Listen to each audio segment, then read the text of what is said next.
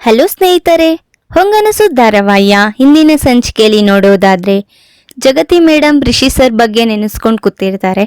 ಎಂತಕ್ಕಪ್ಪ ದೇವ್ರೆ, ನನ್ನ ಮಗನಿಗೆ ಇಷ್ಟೊಂದು ಕಷ್ಟ ಅಂತ ಯೋಚನೆ ಮಾಡ್ತಾ ಕೂತಿರ್ತಾರೆ. ಕಣ್ಣಲ್ಲೂ ಸಹ ನೀರು ಬರ್ತಾ ಇರುತ್ತೆ. ಮಹೇಂದ್ರ ಸರ್ ಸಮಾಧಾನ ಮಾಡ್ತಿರ್ತಾರೆ. ಅದೇ ಟೈಮಲ್ಲಿ ದೇವಯಾನಿ ಮೇಡಮ್ ಬರ್ತಾರೆ. ಏನು ಜಗತಿ ಅಳ್ತಿದ್ಯಾ, ರಿಷಿ ಎಲ್ಲಿದ್ದಾನೆ ಅಂತ ಗೊತ್ತಾಯ್ತಾ ಅಂತ ಕೇಳ್ತಾರೆ. ಜಗತಿ ಮೇಡಮ್ಗೆ ಗೊತ್ತಾಗುತ್ತೆ ಈಗೇನೋ ಡ್ರಾಮಾ ನಡೆಯುತ್ತೆ ಅಂತ. ಹಾಗೆ ಉತ್ತರ ಕೊಡ್ತಾ ಇರ್ತಾರೆ ಜಗತಿ ಮೇಡಮು.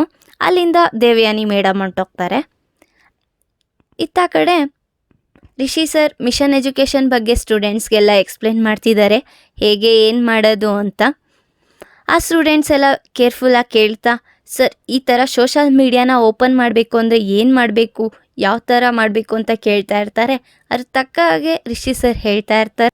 ಅದಕ್ಕೆ ಸ್ಟೂಡೆಂಟ್ಸ್ ಎಲ್ಲ ಕೇಳ್ತಾರೆ, ಸರ್ ಇದಕ್ಕಿಂತ ಮುಂಚೆ ಯಾವುದನ್ನ ಕಾಲೇಜಲ್ಲಿ ವರ್ಕ್ ಮಾಡಿದ್ದೀರಾ, ನಿಮಗೆ ಇಷ್ಟು ಎಕ್ಸ್ಪೀರಿಯನ್ಸ್ ಇದೆಯಲ್ಲ ಅಂತ ಕೇಳ್ತಾ ಇರ್ತಾರೆ.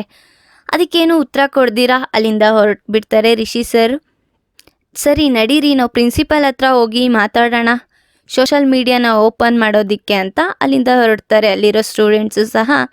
ಧಾರಾವಾಹಿಯ ಪ್ರತಿಯೊಂದು ಸಂಚಿಕೆ ತಪ್ಪದೇ ನೋಡಬೇಕಾದರೆ ನಮ್ಮ KTVS 365 ಚಾನಲ್ನ ಈಗಲೇ ಸಬ್ಸ್ಕ್ರೈಬ್ ಮಾಡ್ಕೊಳ್ಳಿ.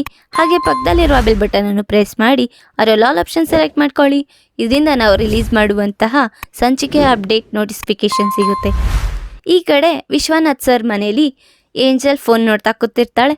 ಅದೇ ಟೈಮಲ್ಲಿ ವಸುಧರಾ ಬಂದು ಜೋರಾಗಿ ಕಿರ್ಚ್ತಾ ಇರ್ತಾಳೆ, ರಿಷಿ ಸರ್ ಅಂತ. ಅಲ್ಲಿ ರಿಷಿ ಸರ್ ಏನು ರಿಪ್ಲೈ ಕೊಡ್ದಿರಾ ಹಾಗೆ ಕೂತಿರ್ತಾರೆ. ತಕ್ಷಣ ಹೋಗ್ಬಿಟ್ಟು ಏಂಜಲ್ನ ನೋಡಿದಾಗ ಏಂಜಲ್ ಕೇಳ್ತಾಳೆ, ಏನಾಯ್ತು ವಸುಧರಾ ಅಂತ. ಅವಳಿಗೂ ಉತ್ತರ ಕೊಡ್ದಿರಾ ಸೀದಾ ಮೆಟ್ಲತ್ಕೊಂಡು ಹೋಗ್ಬಿಡ್ತಾಳೆ ವಸುಧರಾ. ಹೋಗ್ಬಿಟ್ಟು ನೋಡಿದ್ರೆ ರಿಷಿ ಸರ್ ಬುಕ್ ಓದ್ತಾ ಕೂತಿರ್ತಾರೆ. ಏನು ಸರ್ ನಿಮಗೆ ಕರೆದ್ರೂ ಕೇಳಿಸ್ತಾ ಇಲ್ವಾ, ಇಲ್ಲ ನಾನೇ ಮೇಲ್ ಬರಬೇಕು ಅಂತಲೇ ನೀವು ಸುಮ್ಮನೆ ಕೂತಿದ್ರಾ ಅಂತ. ಮೇಡಮ್ ಏನಾಯಿತು ಈಗ ಕಿರ್ಚ್ಕೊಂಡು ಬರ್ತಾ ಇದ್ದೀರಾ, ಅದು ಸೀದಾ ರೂಮ್ ಒಳಗೆ ಬಂದುಬಿಟ್ಟಿದ್ದೀರಾ ಅಂತ ರಿಷಿ ಸರ್ ಹೇಳ್ತಾ ಇರ್ತಾರೆ. ಮತ್ತು ಇನ್ನೇನು ಮಾಡ್ತಾರೆ ಸರ್, ನಿಮಗೆ ಫಸ್ಟೇ ಹುಷಾರಿಲ್ಲ, ಅಷ್ಟು ಅಟ್ಯಾಕ್ ಆಗಿದೆ, ಅದ್ರ ಮಧ್ಯ ಮತ್ತೆ ಕಾಲೇಜಿಗೆ ಬಂದು ನೀವು ಸ್ಟೂಡೆಂಟ್ಸ್ಗೆಲ್ಲ ಎಕ್ಸ್ಪ್ಲೈನ್ ಮಾಡೋವಂಥದ್ದೇನಿದೆ ನಾನು ಮಾಡ್ತಿದ್ದೆ ಅಲ್ವಾ ನನಗೆ ಹೇಳಿದ್ರೆ ಅಂತ ವಸುಧರಾ ಹೇಳ್ತಾ ಇರ್ತಾಳೆ. ಅದನ್ನು ಕೇಳಿಸ್ಕೊತಾ ಇರ್ತಾರೆ ರಿಷಿ ಸರ್. ಅದೇ ಟೈಮಲ್ಲಿ ವಿಶ್ವನಾಥ್ ಸರ್ ಬರ್ತಾರೆ. ಏನಾಯ್ತಮ್ಮ ವಸುಧರಾ ಅಂತ ಕೇಳ್ತಾರೆ. ಏನೂ ಇಲ್ಲ ಸರ್, ಫಸ್ಟೇ ಅಟ್ಯಾಕ್ ಆಗಿದೆ, ಅದನ್ನು ಬಿಟ್ಬಿಟ್ಟು ಸುಧಾರಿಸ್ಕೊಳ್ಳೋದು ಬಿಟ್ಟು ಮತ್ತೆ ಕಾಲೇಜಿಗೆ ಬಂದು ಮಿಷನ್ ಎಜುಕೇಷನ್ ಬಗ್ಗೆ ಟೇಕಪ್ ಮಾಡ್ತಾ ಕೂತಿದ್ದಾರೆ ಅಂತ. ಕೋಪ ಬಂತು ಸರ್, ಅದಕ್ಕೆ ಬಂದಿದ್ದೀನಿ ಮಾತಾಡೋದಕ್ಕೆ, ಎಷ್ಟು ಸತಿ ಹೇಳಿದ್ರು ಹಂಗೆ ಇದು ಮಾಡ್ತಿದ್ದಾರೆ ಅಂತ ಹೇಳ್ತಾ ಇರ್ತಾಳೆ. ಸರಿ ಅಂದ್ಬಿಟ್ಟು ಅಲ್ಲಿಂದ ಹೊರಟ್ಬಿಡ್ತಾಳೆ ವಸುಧರಾ. ಹೊರಟಾಗ ಅರ್ಧ ದಾರೀಲಿ ರಿಷಿ ಸರ್ ಬಂದು ಆಟೋ ಮುಂದೆ ಕಾರ್ನ ನಿಲ್ಲಿಸ್ತಾರೆ.